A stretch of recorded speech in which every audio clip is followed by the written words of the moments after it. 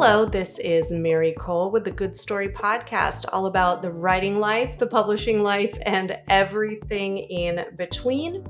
I want to thank our Good Story Company team. You can learn more about us at goodstorycompany.com, and I'm thrilled to bring you today's show. Here's to a good story. Welcome to the Good Story Podcast. My name is Mary Cole, and with me today I have romance author Allison Speka. And Allison, would you like to introduce yourself to our audience? Thank you.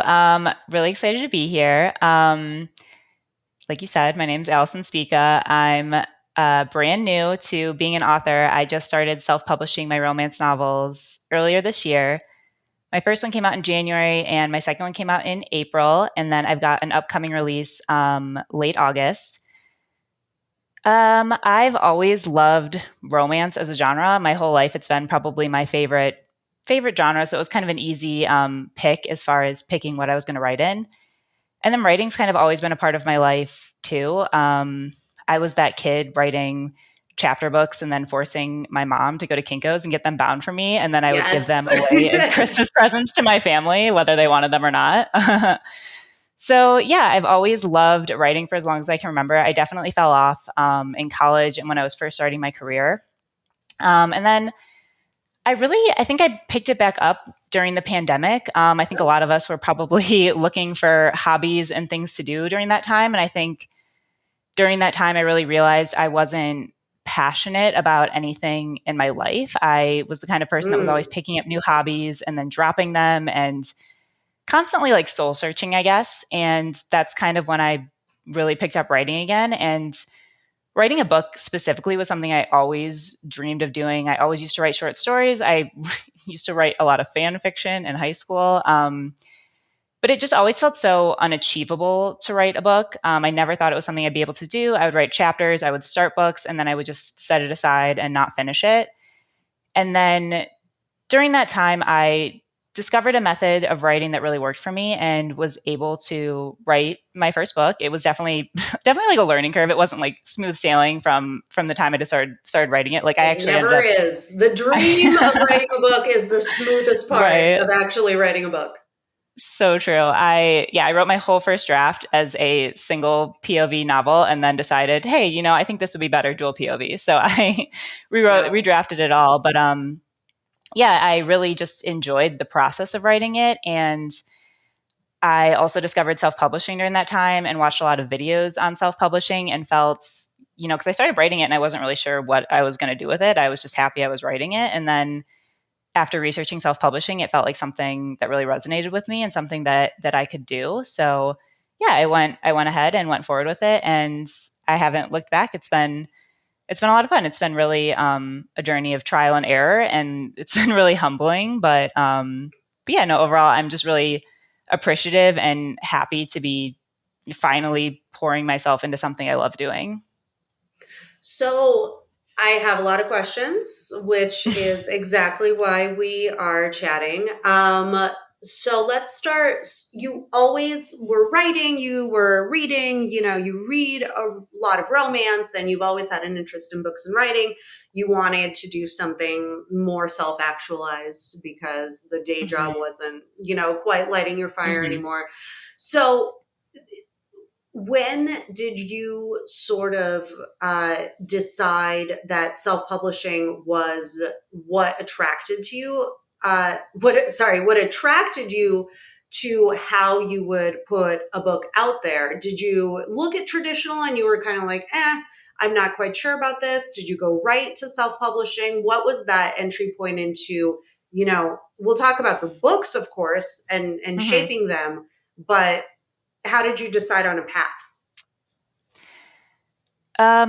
I definitely did not even look into traditional publishing. And I honestly want to give your podcast a shout out because I was binging some of your episodes and just, after you asked me to be on it in preparation. And they're so fascinating. It's so awesome to hear about all of these authors' journeys and just hear more about the traditional publishing process because it's really not something I'm familiar with at all. Like I know, the basics of, you write your query letter and you look for an agent and then you try to get a publisher, but Then you that's cry a lot in there somewhere. right, right. And yeah, it's really interesting, fascinating process. I think for me, gosh, I was thinking about this the other day. I cannot remember when I first kind of heard the term self-publishing or what. I think I'm a big KU reader. Like I'm always on Kindle Unlimited. Yeah. And I knew that a lot of what I was reading on KU was self-published, but I never like thought more about it than that. And then I think I was like probably scrolling TikTok or doing something and saw a video about self-publishing. And I think that's probably when it clicked and I started like viewing more and more videos. And I think it just really resonated with me. Like I said, I used to write a lot of fan fiction, which is just me writing a Word document and then posting it on a forum for the world to read. So I think it kind of felt like a natural transition to me to self-publish. And yeah, I think I when I get an idea in my head, sometimes I just, for better or worse, just have to run with it. Maybe I could have thought it through more thoroughly and looked into all of the publishing options, but I think just from hearing what a lot of authors have to say, there's obviously pros and cons to both journeys that you can take. I think in the last 5 years or so, self-publishing has really taken off as being a legitimate option if you take it seriously and like really put the work in. So yeah, no, I think it's been a good journey for me. It's a lot of work. It's I'm sure like everything is a lot of work, but it's tough because you write your book and you think great, but then you also have to market it and you also have to figure out editing and figure out cover design and just do all of the stuff by yourself. But I think there's also a little bit of the imposter syndrome type of thing Mm-hmm, coming in with mm-hmm, self-publishing mm-hmm. because nobody told me that this book was good enough to publish except for me. I'm like I'm going to put this out here because I believe in it. But I hear so many authors that say they tried to be traditionally published for years and then ended up self-publishing and actually finding success in that. So I think there's clearly, maybe you don't have the right query letter, maybe for whatever reason you couldn't get that traditional publishing deal. It doesn't necessarily mean your book's not worth reading or that it's not going to resonate with someone. Yeah, no, long-winded answer to say that No. I never did look into traditional publishing. I'm still curious about it though. Like maybe one day I've always thought I have like a fantasy series in me and maybe that's something I could pursue traditional publishing one day. It definitely is fascinating. Like the more I was listening to your podcast and your other guests, I was like, wow, traditional publishing is fascinating. I want to learn more about it. So it does sound like you are able to sort of figure it out. And like you were saying, there's a lot to figure out. So you said learning curve, absolutely. And we'll talk about the writing learning curve too. But are there resources because you're right, self-publishing has become not only more legitimate, but the tools are better than ever and the resources available are better than ever. And you have access. There are pros and cons.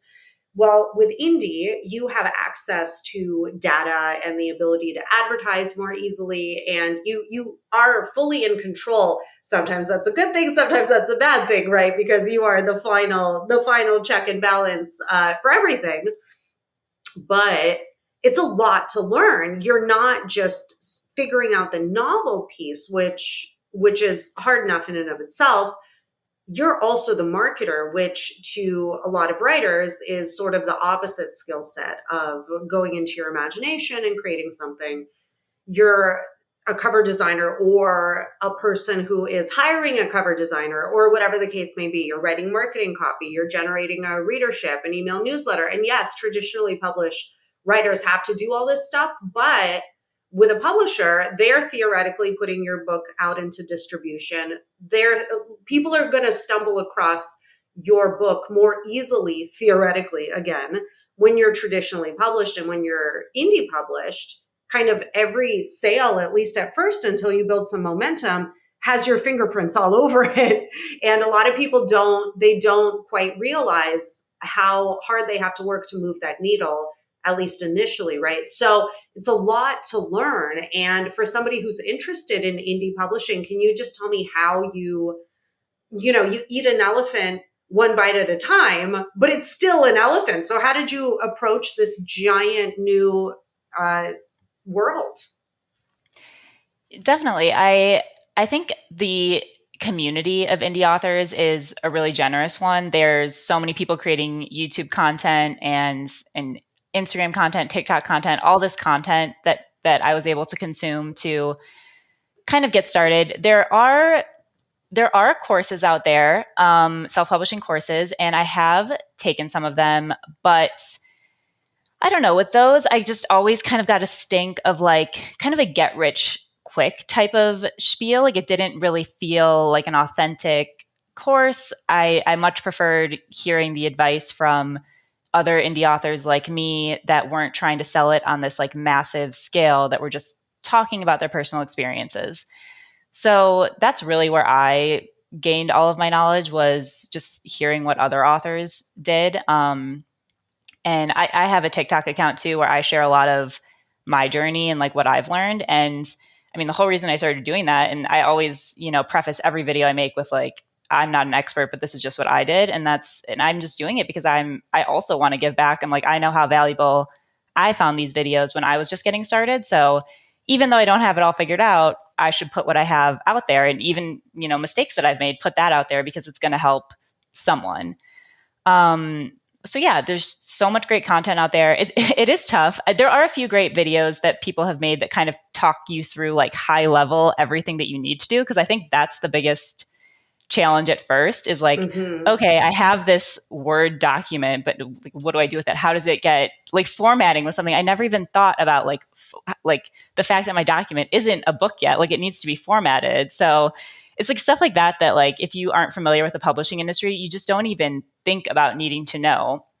So yeah, so I was able to find a few of those good like high level videos that kind of walk you through high level what the steps are, and then you can really like dive into each of those steps to learn, okay, well, how do I format a book? Can I buy a software? Or what do I need to do there? How do I hire an editor? How do I find a book cover designer? How do I design my own cover? Because I did design my own cover for my second book. But yeah, no, it's just a lot to figure out, a lot of hours. Like I Yeah. can't like exaggerate how many hours I've spent. Like, look, it's definitely not. It's crazy too, because some people will comment on like my TikTok videos that I make, like clearly thinking that self publishing is like a way to get rich quick, and I'm like, no, like you are not.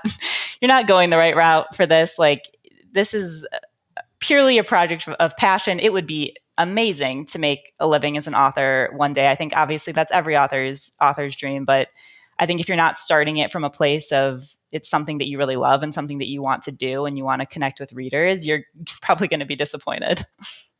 Yeah, I mean, one of the questions that I get quite frequently from novel writers specifically is they're itching to go on submission. They want to know, is this boondoggle going to pay off, whatever? And they're like, you mean I have to write the entire book before I can submit it? What happened to proposals and all of this stuff? And it's like, well, yeah, if you wanted this to be easy, if you wanted it to be quick, if you wanted to just make a pile of money, novel writing is not for is not the best vehicle to achieve those three things. And especially with, like you were saying, all of the skill sets, the disparate skill sets involved in publishing, you now have to learn all of those when you publish for yourself. And a publishing company has different people in different departments doing all of these things, but you are sitting here, you're learning all of these things, you're pulling them together. You take this overview approach and then you drill down into each of the different disciplines that you'll have to hone for yourself. It is not, there are people who, and it's funny that you got your start in fan fiction, because I feel like a lot of people who are used to just putting work out there and writing and immediately sort of connecting their writing to their readership with Wattpad or whatever forum that they're writing in. I feel like I hear that story quite a bit in indie publishing, but it's like you you just, there's so much to unpack there, and if you don't learn how to do it, the strategies are available, but you still have to kind of string them together on your own. That is not an easy process. That's a process that you have to keep iterating constantly. Like you say, you make mistakes, you learn from them. The great thing is that you're in total control, right? So if you make a mistake with your formatting or whatever, you can, there are levers that you can pull to either fix it easily or not make that same mistake next time. But it's still, it is a labor of love. And I think that the joy of learning, the joy of the process, the joy of the writing, maybe the begrudging joy of the marketing, Begrudging the keyword. yeah, begrudging marketing, all of those things are the work.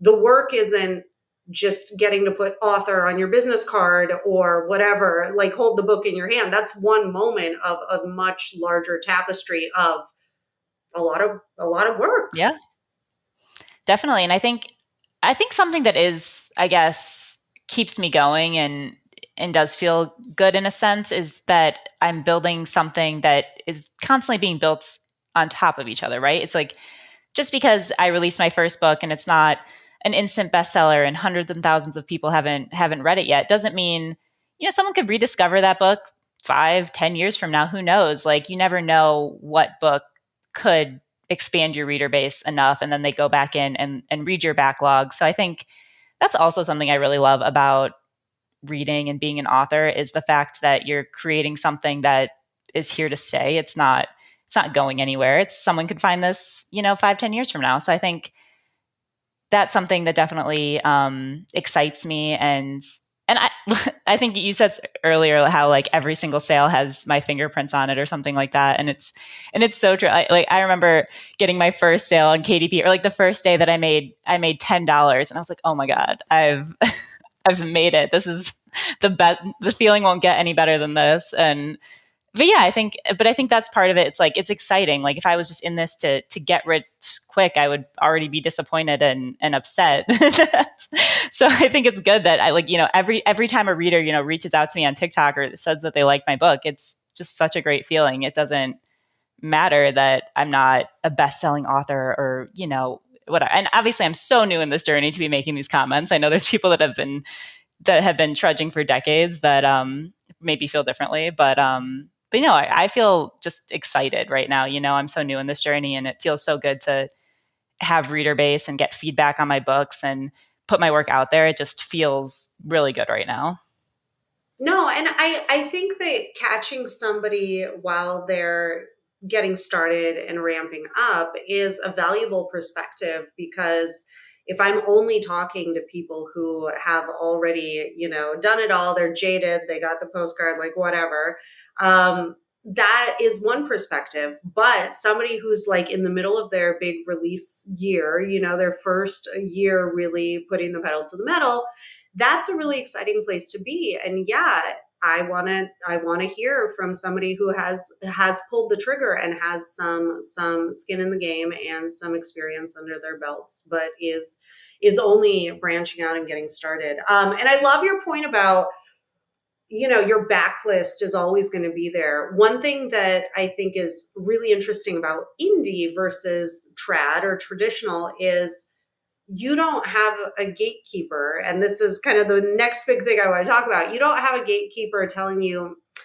we can't do a sequel for that. A prequel, like who do you think you are? Like you can you can always go back to, let's say TikTok stumbles over one of your books and it unexpectedly pops. You can go back to that world, to those characters. You can do a lead magnet, you can do a prequel, you can do special content, and you just have a lot more sort of, you're the stakeholder, you and your readers.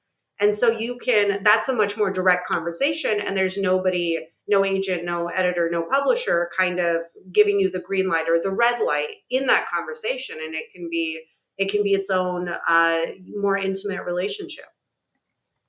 Yeah, no, I think that's definitely now that I'm in a place where I've learned a little bit more about traditional publishing versus self-publishing. I think and that's probably why the reason that I subconsciously picked self publishing in the first place was that I like control, right? Like I was used to that feeling of writing a document, putting it out there immediately without anything in my way. I was used to that instant gratification. So that is probably why I went this route. And yeah, it's so I imagine that would be a really frustrating experience to have these ideas and want to write these ideas, but kind of having this like gatekeeper telling you what you can and can't write, or if you wanted to do like a re-release or something, like new covers and new marketing, and breathing like a fresh breath of life into your series. It's nice to have that control, to be able to do that at any time. Like my cover designs, for instance, I really like my cover designs right now, but who knows when that style will be outdated. I like that I can just go in and it's as simple as uploading a file to update that cover. So it feels good, like not, or if I have a marketing idea that I want to try out, I can just go do it immediately. Like I don't have anyone telling me that I can't do something. So I really do.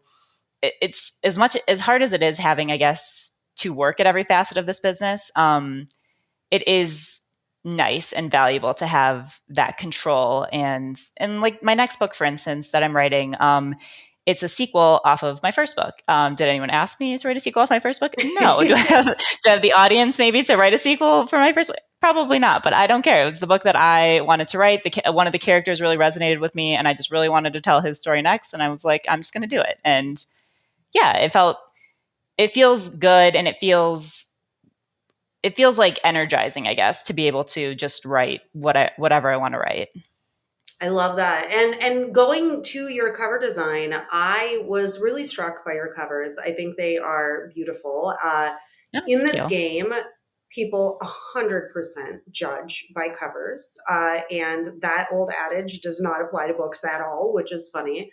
And they made me think, like, hey, somebody over there knows what they're doing. Or, if you hired somebody, you have that eye. You are able to sort of see what's contemporary. Because you were saying, on KU, you just kind of flick through and it doesn't really matter whose name is on the spine.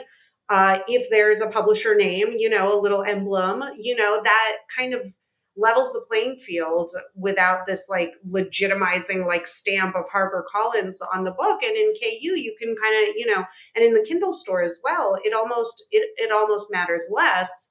But then these elements of cover design, of the quality of the storytelling, the manuscript, the editing, all of these things, they really do kind of make or break you because those reviews are going to be out there and that star rating is going to be there. And that's a big factor in terms of whether people will check you out, whether people will, I don't know if you're enrolled in KU yourself, whether they'll give you the read, right? Because there is such an influx of books that are self-published of varying quality.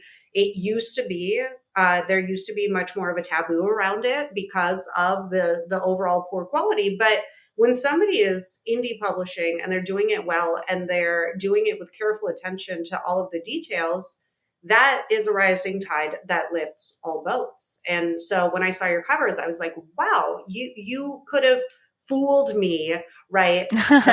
This is an indie enterprise. Can you tell me about what that thought process was? First of all, did you hire somebody? You obviously have to tell somebody what to do. So how did you put that together?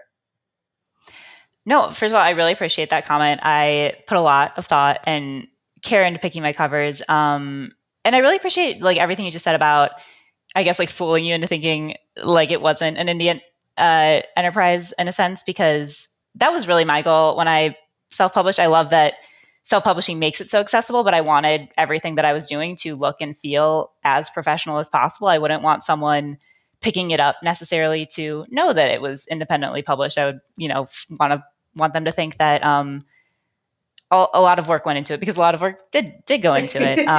Exactly.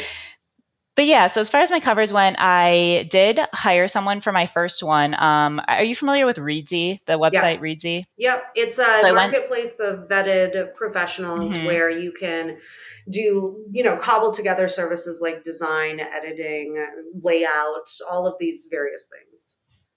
Exactly. And I went ahead and I actually hired an editor and a cover designer through Readsy. I I did so I don't for my first cover, which was Comfort Zoned, I had I knew the colors that I wanted. I knew what I wanted the font to look like. I knew I wanted the city. So I very much like had that whole cover in my mind. I just kind of did a poor job of mapping it all out with the city skyline and the characters sitting on the letters and stuff. So that was all like the idea that I had in my head. And then she was great and she produced exactly what I was looking for. So that was a really great experience.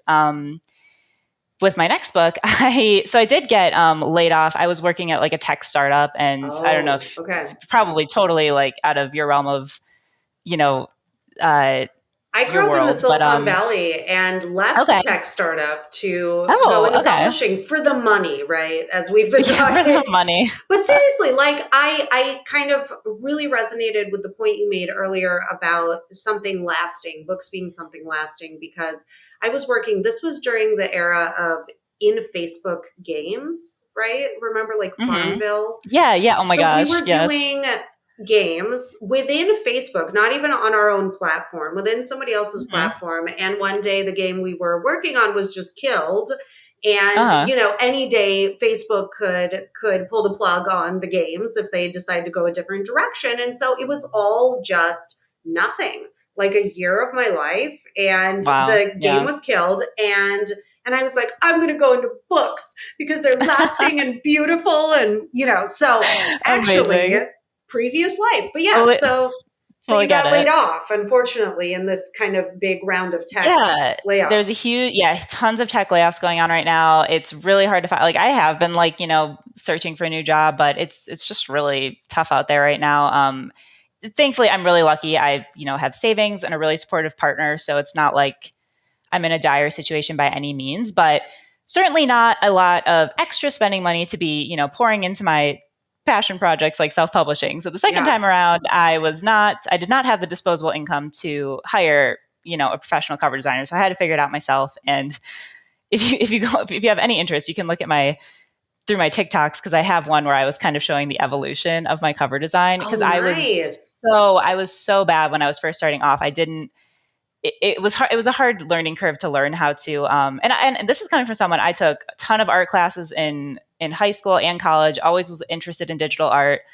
It's hard. Graphic design is hard because it's not Yes. just making a pretty image. You have to. The composition is. It's tough to get the composition right. It's tough to pick the right font. There's a lot more that goes into it. So and I want to say all this too, because like some people I feel like out there are like, I can just go design my own covers and you don't need to hire a graphic designer. And I'm like, no, I just spent hundreds of hours to try to become as close to a graphic designer as I could become. Like I definitely don't think someone should just go out and design their own cover. Because I think that's the most important thing you could do is have a professional looking cover, and edit. But Thank anyways, you. I really took the time and now I feel very confident in my cover design skills because I designed my next one as well, and I'm really excited with how it turned out. So now I feel really good and comfortable with That's my cover design amazing. skills. Thank you. Yeah, no, and honestly, I love doing it. Like it's really fun, and I've always loved art, so it's been fun to get back into it. So, but that's just another reason why I kind of love that I chose the self-publishing journey because I imagine, I mean, maybe I'm wrong. I imagine not a lot of traditionally published authors get to explore designing their own covers. I mean, maybe, but probably not ones with like no experience in graphic Not as a design. debut, and even there is very little kind of input accepted, or Hmm. or taken very seriously. Like they'll read your email about your cover ideas, Okay. but titles, covers, a lot of this stuff is just very very out of the writer's hands unless they're a name and Mm. are really really passionate about a certain thing. Then maybe the publisher will allow them a little bit more creative control, but nothing like what you're talking about. Yeah, and yeah, and I love cover design. I think it's so interesting. I think you mentioned before, like picking kind of like the right cover, or we were talking about like picking something, I guess, like genre appropriate. And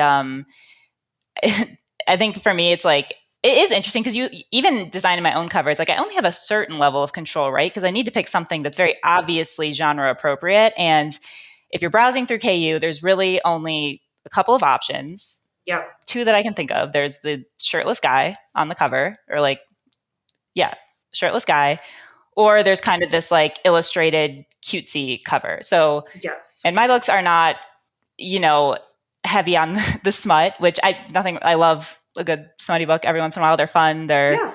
engaged. They can be really engaging. But that's not what my books are. So I felt the illustrated design was a little bit more appropriate to what a reader can expect when they open my book. So yeah, that's kind of like the route that I went. But yeah, I like that I have the option though, like if the illustrations ever go out of style or And I something, hope it's they easy will. enough to change. There are so many beautiful illustrated covers, whatever, whatever, but every cover, every single cover now. And I'm like, can we rub two brain cells together and come up with another trend, please? Because It's got I feel like what, go ahead. well, what I was going to call out to listeners is that you did your research, right? So, romance, Mhm. obviously, very trope heavy, a lot of genre expectations in that Mhm. one that you wouldn't have in just contemporary realistic or whatever literal literary novel. You are sort of in a category, and for some people a category can be restrictive, but for the people that really thrive, I feel, in genre fiction, those expectations, those tropes, subverting them, playing with them, kind of towing that line can actually be really fun and Mhm. creative and a way to express your individuality, not just, kind of tick boxes. And so you Mhm. looked at what was out there, you understood what it conveyed to readers, and you made Mhm. an intentional choice based on the type of story that you were telling and the kind of reader that you wanted to attract. And all of this thought process and, yes, marketing went into how you approach your covers, which is just, I don't know if it is your own marketing experience or your own savvy or what you learned or some magic alchemy of all of the above, but that is an amazing example of how to intentionally approach Mhm. indie publishing. No, I really appreciate that. I do not have any marketing experience. I think I do. I read a lot, so I see what's out there. I think also, maybe you can relate to this, but just kind of working at tech startups, it kind of gives you a little bit of, I don't know, gumption or whatever the right word is, but just if like it you very much you're at a small company and you realize that if you don't do something, it's not getting done Yeah. type of attitude. So I think all those experience working at a tech startup really helped me, I guess, launch this business because it really is like a business, because Hmm. writing is such a small part of what's going on, I guess. But yeah, no, it's definitely been a tough learning curve. I think the marketing specifically, like trying to get a reader base and stuff, has been definitely the toughest learning curve, I feel like, as far as all this goes. I think picking the cover was tough. Like you said, it definitely a lot of thought went into it. But at the same time, like I reading constantly. I just inhale romance novels. Thanks so much for tuning in so far to the Good Story Podcast. If you like our writing resources, we have collected them all in an on-demand vault for the Good Story Learning membership. For one low monthly fee, you can dig through everything that we have ever made for writers: webinars, long form video classes, downloadables, handouts, all of it, as well as join our Discord writing community to connect with like-minded writers and all of the Good Story Company editors in there as well for advice, critique connections, anything you could possibly want to take a break from the long and isolated work of crafting your story.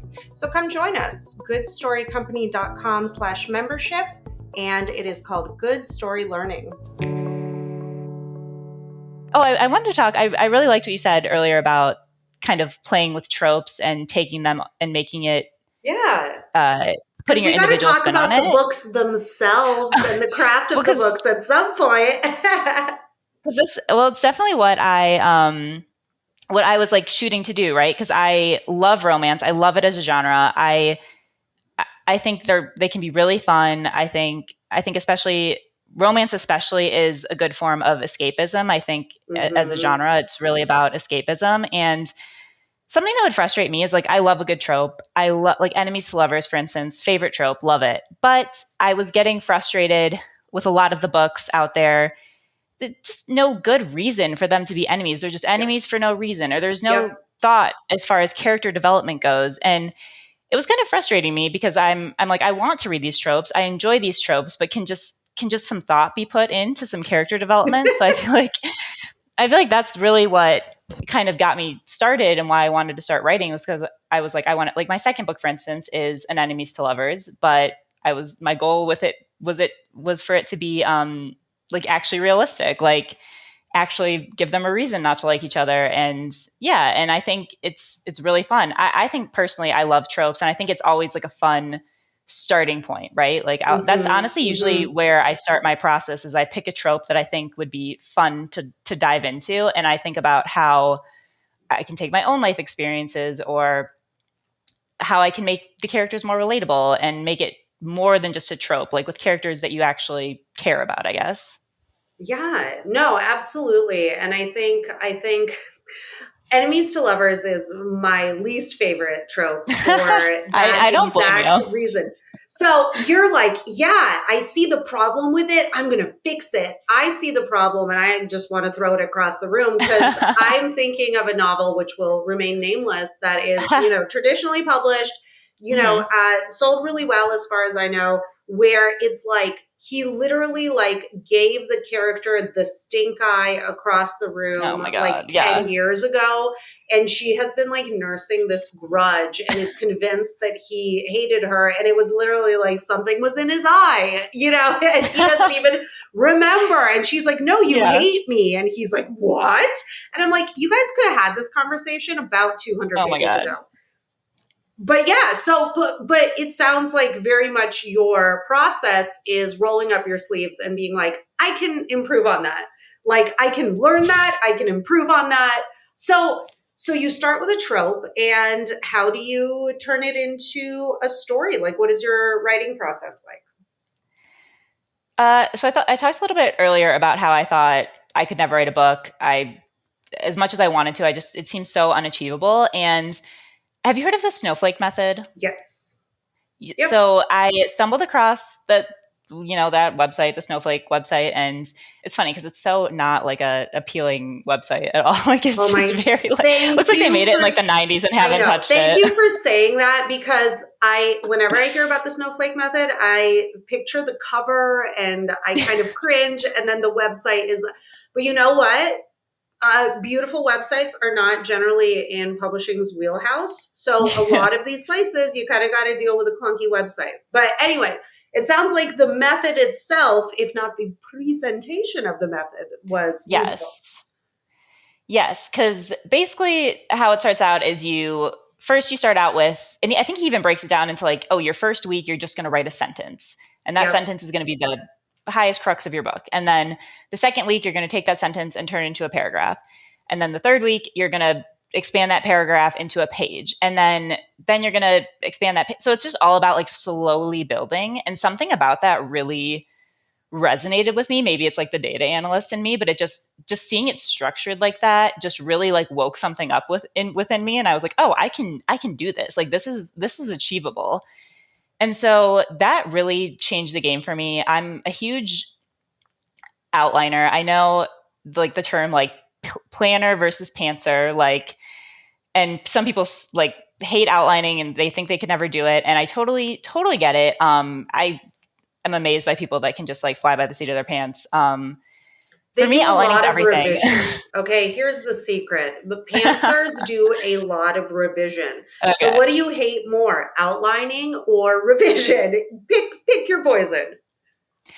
I I love outlining. I think so I make mine really detailed. Like they're pretty long outlines. I get it to a point where it's like every single chapter I have like a bullet point for it and then like a brief description of what I want in that chapter. Obviously there's a couple steps. Like I start out with like kind of like all of my acts, right? Like Mhm. so Mhm. beginning, inciting incident, main conflict, resolution. So I kind of start out like really high level like that, and then I go ahead and break it down into subplots and what I want every chapter to have.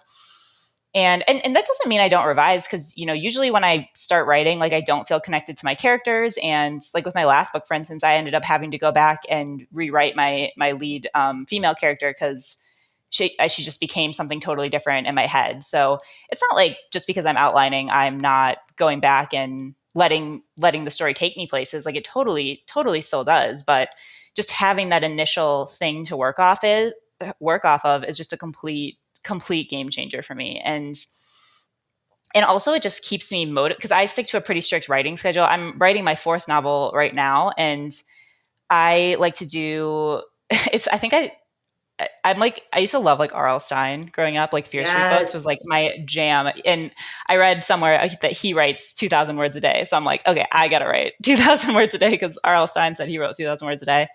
But so that's the schedule that I stick to. When I was working, I just woke up early and cranked it out. Now I just kind of do it throughout the day. But 2,000 words is hard. It's crazy because it doesn't seem like it's that hard. 2,000 words, right? Like, Yeah. yeah, you could do it in like 30 minutes, but it's just getting Mm-mm. nothing Yeah. to something is exhausting.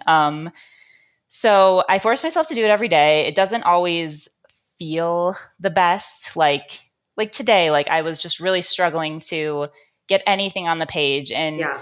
I talk about this all the time, and I'm like, sometimes it's just more important that you just write. Like, I will write the worst sentences sometimes, just like, he walked into the store, then he saw her from a distance, they got together, they started talking. Like, I will just write, like, just brain vomit all of that stuff down, because I'm like, what? At least it's something. I can go Yeah. back and fix this later on.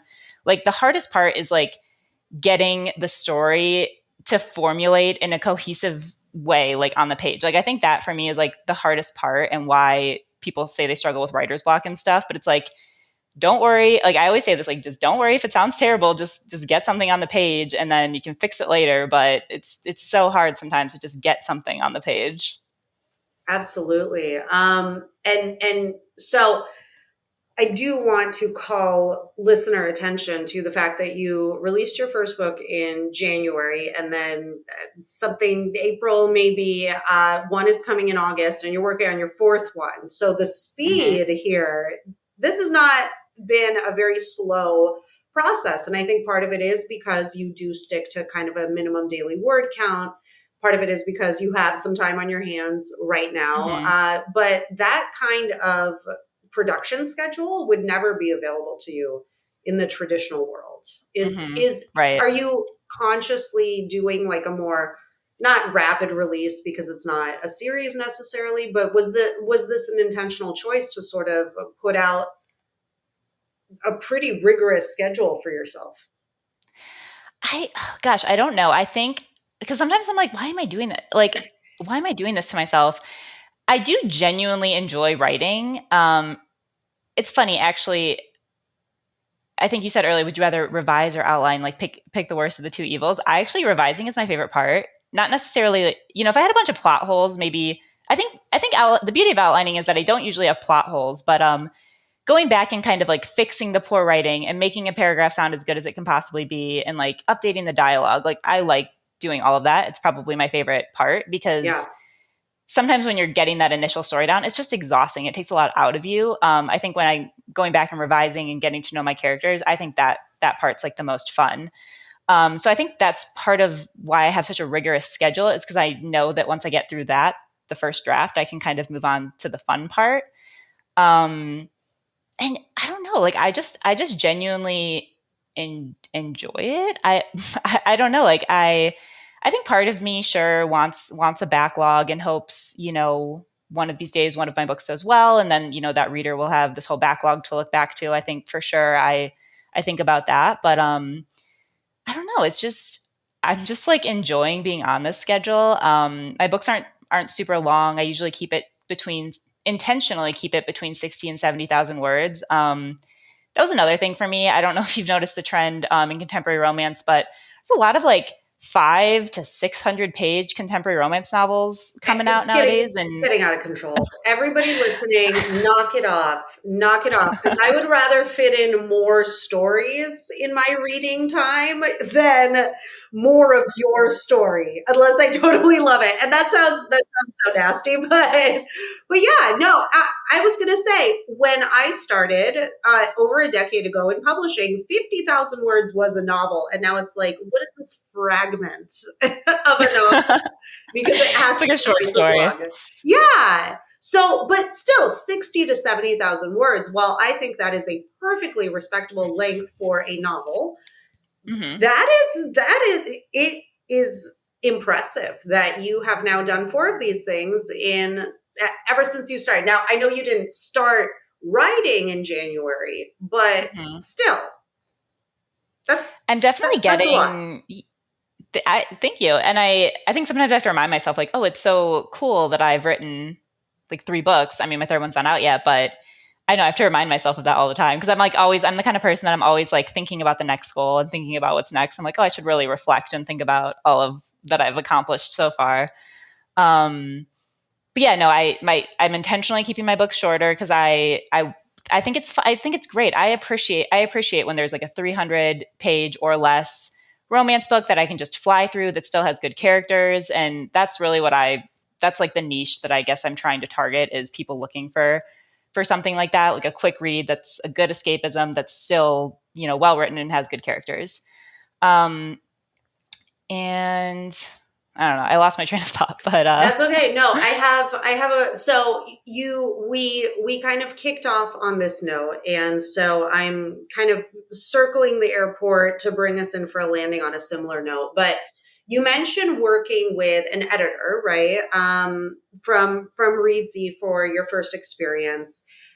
You are the only person who is standing between you and the publish button, right? The upload, finish, complete, publish button. How do you decide when something is done? Do you work with an editor still outside of the first book? Do you have readers that you trust, or are you just sort of a self-contained powerhouse and you're like, this feels done? So what's the process of that decision?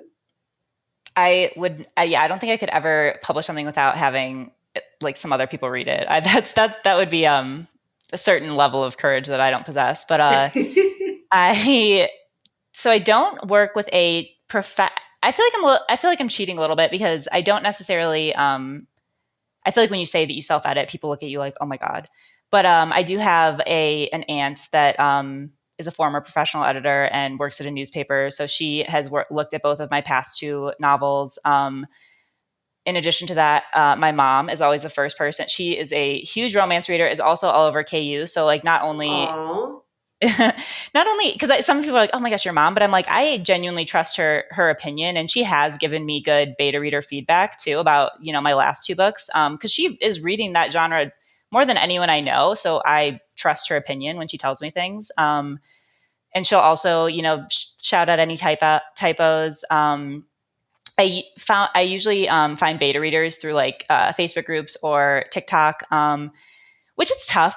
Honestly, beta readers are a bit tough because then you have to decide if you want to incorporate the feedback or not. And mm, sometimes it's like if you don't really see a clear trend, it's like, okay, well, was that just one person's opinion, or is that something I should really be taking into account? So beta readers can be a bit tough, but it's still good to get outside opinions. And then as far as like deciding when to hit done, that's something I struggle with, honestly. Like I'm rereading my third novel now for like, I don't know, like the 15th time. It's honestly disgusting how much I reread my own work. I get to the point where I'm like, oh, I thought this was good enough to publish. Like, oh my God, it's so bad. But it's only because I've read it dozens of times.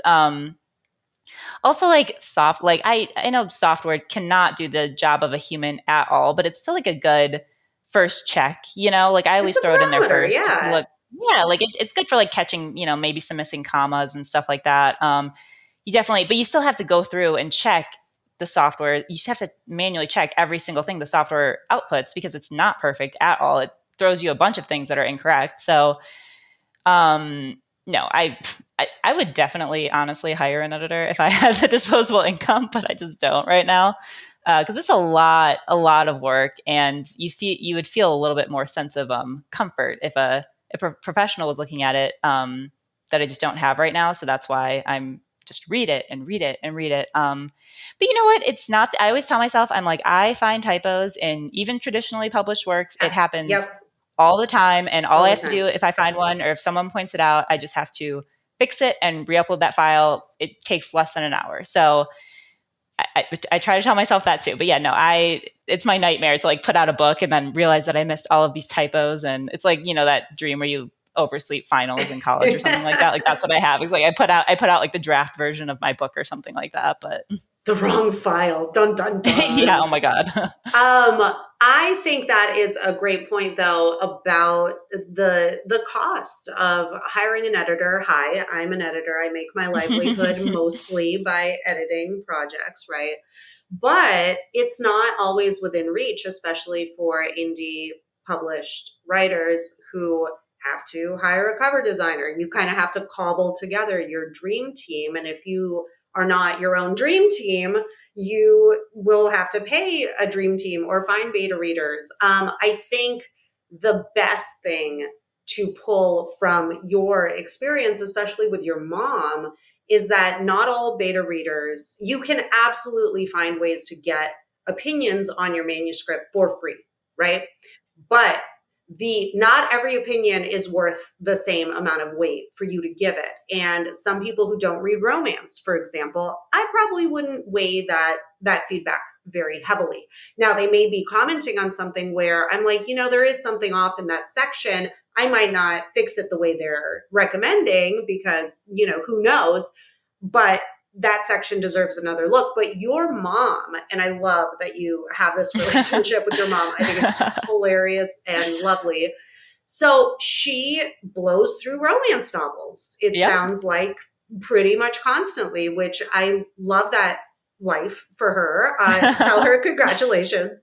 But that is a qualified reader. Yes, she is your Hmm. mom. She thinks you're wonderful and beautiful. And, Yep. there is a little bit of, it's hard to be completely objective in a situation like that. But that is one savvy reader that you have to sort of validate your work or not, or give you some feedback. It's not just about finding typos. Of course, software can do that for us. It is about understanding your genre and giving you feedback based on that understanding. And that is worth its weight in gold, especially since you're starting out, you're bootstrapping a lot of things by yourself. I think that's amazing. And a lot of writers, even very experienced, trad published writers, do struggle with finding their core either critique group or an editor relationship or whatever the case may be, because opinions can vary so widely and experience can vary so widely. I think that's great that you're figuring it out. Yeah, and that's really all I can do. I would rather if I didn't feel confident that I could do things myself or find people, to work with, I wouldn't put out a book unless I was confident that it was as professional as it could be. And I can't like stress this enough because you know, I want people to realize that, just because a book is indie published doesn't mean that because there are indie books out there for sure that people maybe didn't get edited at all and don't have a professional cover. But there's so many of us out there like pouring our heart and souls into this and studying, the industry and trying to figure this out. And yeah, I think that a lot of us produce a really professional, good looking result. And I'm really proud of what I've put out there. And I think just because I'm doing it myself and I'm figuring it out doesn't mean that it's not a good product. And I think your secret sauce, just from listening to how you are interfacing with this new, opportunity that you're giving yourself, Hmm. is just that learning that you said Yes. hundreds of hours to get that book cover, hundreds of hours spent trolling Facebook groups and just watching videos and creating videos and interfacing with people who are leaving you comments and interfacing elsewhere with the indie community. And it is without that engine that you have inside of you that drives you to learn this stuff, that sense of internal striving for excellence is what makes you, I look at your website and I'm like, wow, look at this presentation, look at these covers, like that you are proving that rising tide of indie books is just, it keeps rising and rising for a lot of the people getting into it, but it is an insane amount of work. Yeah. No, I appreciate you saying that. And it's so true. I think, yeah, that could be the biggest misconception about, indie publishing is that it's easy just because, nobody's telling you no, but it's absolutely not. It's absolutely not. It's a lot of work. It's I guess every dime that I didn't spend on getting outside help, I, poured into something myself, because your time is still valuable. And I've spent, yeah, like you said, hundreds and hundreds of hours of work, trying to figure this out the best that I can. And I'm still learning. That's the thing that I look forward to the most, is that I know that I'm going to keep getting better as this journey goes on. And yeah, no, I'm excited to see what the future holds. And I'm really grateful for self-publishing. Amazing. Allison Speka, tell us about your upcoming release and give us a little send off where we can find you and your books. So my upcoming release, it's based off of one of the characters in my first novel, Comfort Zone. So definitely check that out if you haven't. He is a up and coming rock star, and it is a dual POV novel. His love interest is kind of a woman with a little bit of a interesting past, and she's just passing through town, not looking to stay long.